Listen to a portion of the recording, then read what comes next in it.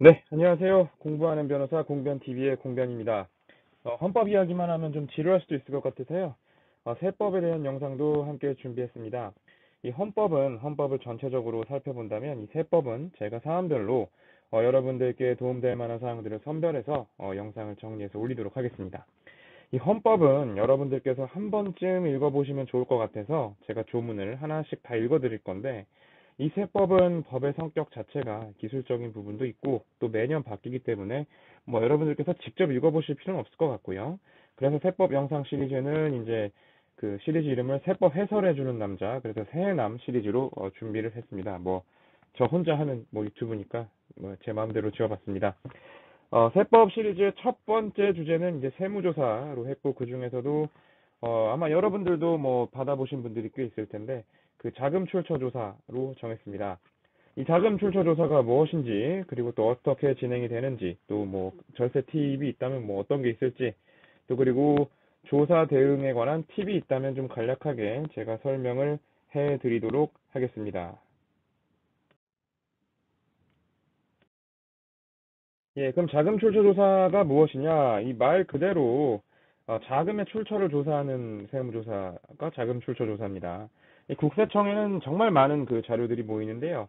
이 국세청이 뭐 보기에 분석을 자기들이 했는데 이 어떤 사람이 자금 유입은 없는데 뭐 거액의 부동산을 취득했다든지 그런 큰 그 자금 유출이 존재하면 그 자금 유출에 대한 취득한 자금이 어디서 난 것인지를 확인하는 조사가 바로 자금 출처 조사입니다. 그래서 이제 이 취득 자금의 출처를 세무조사 과정에서 소명하지 못하면 증여로 추정이 되기 때문에 이제 보통 세무조사의 대상 세목이 이제 증여세가 됩니다. 하지만 이게 이제 자금 출처 조사를 하다 보면 그 자금 출처로 뭐 신고되지 않았던 소득이 나온다든지 뭐 해외 소득이 나온다든지 뭐 이런 경우가 있어서 뭐 이 경우에는 이제 뭐 간단한 사항 같은 경우는 소득세 신고를 하게 하고요. 그러니까 신고하니까 소득세 납부를 해야겠죠. 간단하지 않는 경우에는 이제 뭐 소득세 조사로 확대되거나 뭐 그런 경우도 있습니다. 또 이 자금 출처 조사의 그 로직에 대해서 간단하게 설명을 드려볼게요. 매우 간단합니다. 이 세무조사 대상 기간의 기초에 자금 보유액이 있을 것이고, 또 세무조사 대상 기간 동안에 자금 유입이 있을 거예요. 뭐 주로 소득 같은 게 있을 것이고, 그리고 또 같은 기간 내에 뭐 부동산 취득과 같은 자금의 유출이 있을 것이고, 세무조사 대상 기간 말 자금 보유액이 있을 겁니다. 자, 그러면은 기초 자금 보유액에서 조사 대상 기간 동안의 자금 유입액을 더한 금액에서 자금 유출액을 빼면 기말 금액이 나와야 됩니다.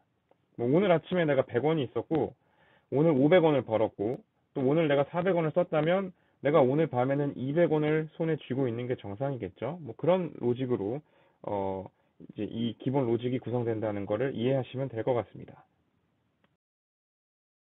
구체적인 예를 좀 들어볼게요. 2019년 1월 1일에 보유 자금이 1억이었습니다. 그리고 2019년에서 2021년 중에 유입 자금이 3억이 있어요. 그리고 2021년 12월 31일 보유 자금이 1억이 있습니다.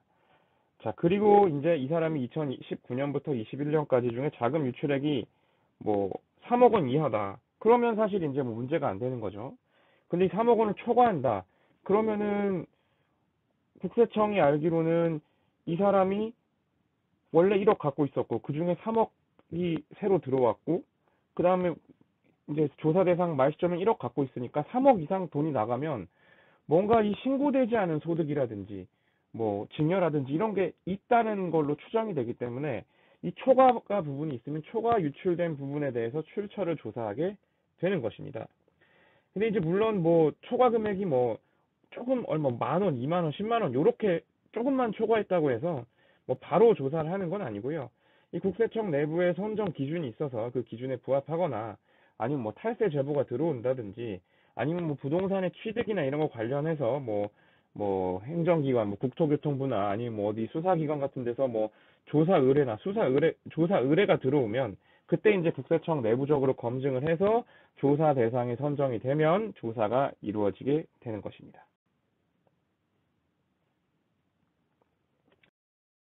이제 자금 유입 항목이랑 유출 항목에 대해서 좀 설명을 드리겠습니다. 어떤 항목들이 있는지를 알아야 뭐 절세 방안도 좀 생각해 볼 수 있기 때문인데요. 일단 유입 항목에는 소득이 있겠죠. 뭐 국세청에 신고한 소득은 일단 다 잡히고요. 뭐 월급 받은 거, 사업소득으로 번 것, 이자소득, 뭐 금융소득 이런 게 있겠습니다. 국세청이 알고 있는 소득은 일단 다 포함되고요. 또 국세청이 알지 못하는 소득은 이제 조사 과정에서 소명을 하면 되겠죠. 다음에 이제 은행 대출과 같은 빌린 돈이 있을 수 있을 것이고요. 또 상속받거나 증여받거나 이런 금액도 포함이 됩니다. 다만 이제 국세청은 신고한 내용만 알기 때문에 뭐 상속이든 증여든 신고한 부분만 일단은 잡히고요. 또 사실 이제 신고 안 된 증여를 찾는 게 이 조사의 목적이기도 합니다. 그리고 이제 해외에서 들어온 돈도 자금 유입 항목에 포함이 되는데요. 은행 계좌 같은 곳에 이제 해외에서 입금된 금액이 있고 뭐 이 돈으로 이제 뭐 자금 뭐 부동산 같은 걸 취득했다. 그럼 일단 이 해외에서 입금된 금액은 자금 유입 항목으로 이제 인정이 됩니다. 다만 이 금액이 어떤 금액인지는 조사 과정에서 이제 소명을 해야겠죠. 만약에 소득세법상 뭐 거주자에 해당해서 우리나라에도 납세 의무가 있는 그런 분이 해외 소득을 뭐 신고하지 않았다. 뭐 그런 것이 조사 과정에서 밝혀지면은 이제 국세청에서 이 부분에 대해서 소득세 신고를 하라고 하든지 또 복잡한 사안이거나 더 봐야 되는 사안이면 뭐 소득세로 이제 조사 대상이 확대될 수도 있습니다. 그리고 이제 조사 대상 기간 중에 뭐 부동산이나 주식, 자동차 등의 자산을 팔았다면 그 처분 대가도 자금 유입 항목으로 인정이 됩니다. 그 외에도 이제 뭐 축의금이나 조의금 같은 항목도 있을 수 있을 텐데 이런 항목들은 보통 신고를 하지 않기 때문에 조사 과정에서 이제 그런 사실과 또 이제 얼마가 들어왔는지 증빙을 제출하면서 소명하면 뭐 국세청에서 조사반에서 이제 뭐 인정해 줄 건 인정을 해주겠죠. 자, 이제 자금 유입 항목을 좀 살펴봤고요. 다음으로 유출 항목에 대해서 좀 살펴보도록 하겠습니다. 일단 유출 항목 중에 가장 큰 것은 뭐 자산 취득 대금이겠죠. 뭐 부동산, 자동차, 뭐 회원권 뭐 이런 걸 샀다면 이제 그 취득 대금은 나간 거기 때문에 이제 그 자금이 자사율 유출 항목에 잡힙니다. 그리고 이제 대출금을 상환했든지 또는 그 대출금에 대한 이자를 지급했든지 뭐 이런 부분도 이제 자금 유출 항목에 잡히고요. 그리고 내가 누군가한테 증여를 했다. 뭐 이 부분도 잡힐 겁니다. 다만 이제 내가 이거 신고한 증여만 잡히겠죠. 신고하지 않는 그 증여는 뭐 조사 과정에서 뭐 이제 잡히면은 뭐 아까 확인이 되면은 이제 들어오는 것이고요. 뭐 넘어가면 그냥 넘어가겠죠. 그리고 이제 뭐 소비한 내역, 주로 신용카드나 현금 영수증 발행 해당 분들. 보통 연말정산 받으시려고 이제 신용카드나 현금 영수증 많이 쓰시다 보면 그게 이제 국세청에 다 집계가 됩니다. 그러면 이제 그 금액도 소비한 금액이기 때문에 이제 이게 소비한 금액으로 자금 유출 항목으로 잡힙니다. 뭐 그 외에도 뭐 학자금이나 뭐 그런 부분들도 있을 수 있겠죠. 시작되면 이제 기초 기말 자금 보유, 그 다음에 세무조사 기간 중에 유입 유출에 대한 이제 조사가 이루어집니다. 국세청이 먼저 자신들이 알고 있는 걸 제시하면 이제 뭐 국세청이 알고 있는 게 다 맞진 않아요. 그 잡히지 않는 부분이나 뭐 그런 것들이 있기 때문에 이제 그런 부분에 대해서 소명을 하면서 이제 이 초과 유출 금액을 뭐 줄여가는 과정이죠. 그래서 이제 이 초과 유출액에 대한 소명이 충분히 이루어진다. 그러면 이제 뭐 과세 없이 조사가 종결되는 것이고요. 다만 이제 아까 말씀드린 것처럼 뭐 미신고 소득이 존재한다든지 하면 그 부분에 대해서는 뭐 납세 의무자가 이제 신고 납부를 해야 되는 것이고요. 만약에 이걸 신고 납부를 하지 않거나 또 신고 납부에 대한 뭐 금액이나 대상에 대한 이의가 있어서 뭐 그게 이제 정리가 잘 안 되면 뭐 소득세에 대한 뭐 세무조사로 뭐 확대가 되거나 뭐 이어질 수가 있겠죠. 근데 이제 이 조사 과정에서 이 초과 유출액에 대한 소명이 제대로 이루어지지 않는다. 뭐 소명이 이루어지지 않고 결과적으로 이건 뭐 그냥 증여받은 게 된다. 자, 이러면은 이제 이 부족 부분에 대해서는 증여세가 과세가 됩니다. 이제 보통 이제 부동산 살 때 이제 초과 유출액이 있으면 결국 이 대금이 어떻게 지급됐는지를 보면 결국 이걸 뭐 누구한테 받았는지 알 수 있거든요. 그래서 이런 식으로 이제 소명이 안 되면 이제 그 부족 부분에 대해서는 증여세가 이제 과세가 되게 됩니다. 자금 출처 조사가 무엇인지 또 어떻게 이루어지는지는 이제 대강 설명을 드렸으니까요. 이제 절세 방안에 대해서 간단하게 알아보겠습니다. 사실 요즘은 국세청이 자료 수집을 너무 잘하고 뭐 내가 모르는 자료도 국세청이 다 갖고 있습니다. 그러다 보니까 이제 있는 걸 없게 하고 없는 걸 있게 하는 그런 절세 방안은 이제 특별히 없고요. 다만 이제 그래도 몇 가지 그냥 널리 알려져 있고 전통적인 방법들 뭐 좀 설명드리면은 일단 첫 번째로는 이 자금 출처 조사는 보통 뭐 이제 부동산 취득하면서 많이 이제 생기죠. 뭐 신혼집이나 전셋집 뭐 이런 거 마련할 때 이제 자금 그 유출이 확 생기기 때문에 이제 조사 대상으로 선정이 되는 경우가 많습니다. 이제 이럴 때, 즉, 뭐 부모에게 이제 부동산 취득 자금 등을 지원받을 때 그냥 무턱대고 증여받기보다는 그 차용증을 쓰고 정식으로 그런 빌리는 방법이 있습니다.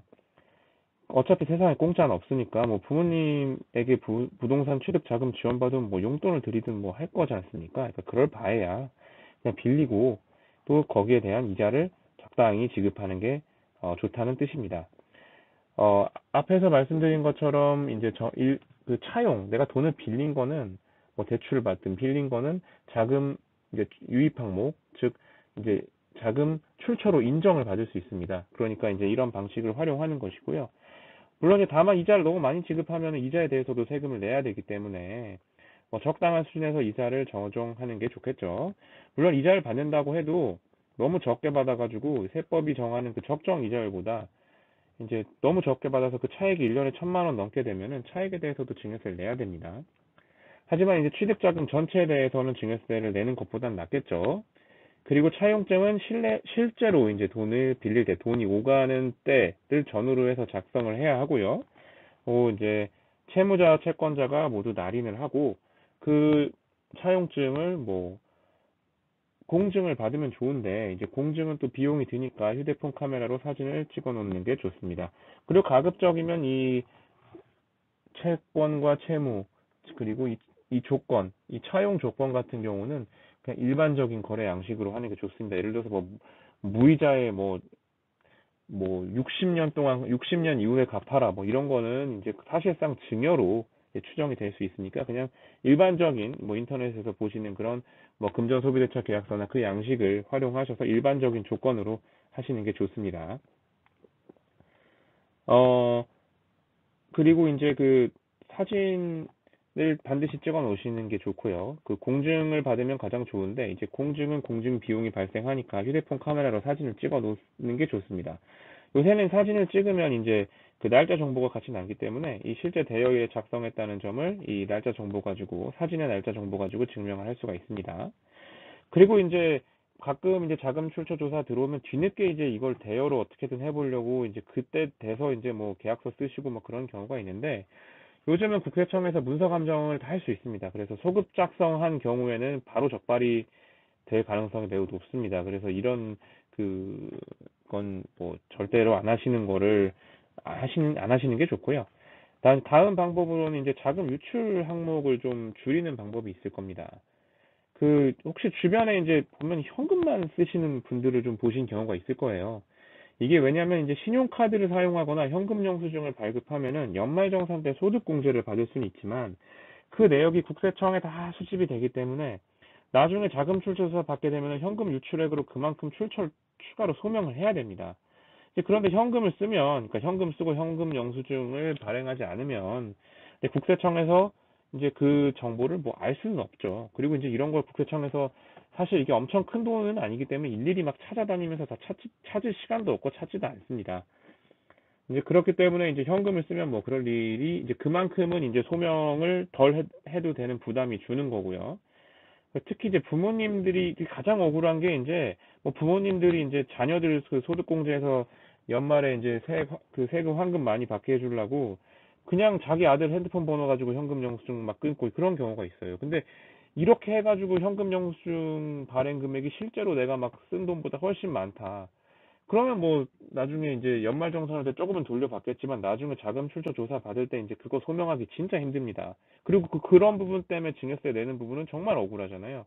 근데 이거 나중에 소명하기 진짜 어렵거든요. 그래서 이런 부분 좀 유념하시면 좋을 것 같습니다. 이제 세무조사 대응 팁에 대해서 간단하게 설명드리겠습니다. 이 세무조사 통지가 오면은 직접 대응할지, 대리인을 선임할지, 그리고 대리인을 선임하면 뭐 어떤 대리인을 선임할지 고민이 많이 될 수밖에 없습니다. 직접 대응하자니까 좀 무섭고 두렵기도 하지만 또 대리인을 쓴다는 건 또 비용이 발생한다는 의미니까요. 그리고 요즘은 이제 국세청 출신 분들 대리인으로 선임해도 이 명백하게 내야 될 세금을 줄이는 건 쉽지가 않습니다. 따라서 뭐 무조건 대리인을 선임하는 게 좋은 건 아니고요. 이 상황이나 본인이 처한 상황에 따라서 적절하게 이 세무조사에 대응하는 게 중요합니다. 제 생각에는 사안이 간단하거나 이 자금 출처가 명백한 사안, 그리고 다른 세무기나 다른 가족 또는 회사 등으로 확대될 가능성이 없는 그런 사건은 직접 대응하는 것이 좋습니다. 직접 대응하면 뭐 대리인을 선임해도 어차피 뭐 할 수 있는 게 별로 없고요. 또 직접 대응하면 조사반과 직접 대면하기 때문에 오히려 요청 자료를 직접 바로바로 전달하거나 뭐 조사반에서 궁금해한 사항도 이렇게 바로바로 대답해서 뭐 해소할 수 있는 뭐 그런 장점도 분명히 있습니다. 다만 이제 이 자금의 출처가 복잡하거나 또 자금 출처 소명 과정에서 다른 세목이나 다른 가족 또는 뭐 회사 등으로 조사가 확대될 가능성이 있다면 이 경우에는 대리인을 선임하시는 게 좋습니다. 이 조사가 확정되는 사안은 이 대리인이 와도 이걸 어떻게 할 수가 없는데 아직 조사가 확대되지 않은 부분에 대해서는 이 전문가가 미리 파악하고 리스크를 이 조사가 뭐 그런 분야로 확대되지 않도록 조사관과 적절하게 조율해가면서 이 조사를 리드해갈 필요가 있기 때문입니다. 예, 이제 세무조사 대응 팁에 대해서까지 설명드렸고요. 오늘은 이제 자금 출처 조사에 대해서 알아봤습니다. 끝까지 시청해주셔서 감사하고요. 다음엔 더욱더 좋은 영상으로 찾아뵙도록 하겠습니다.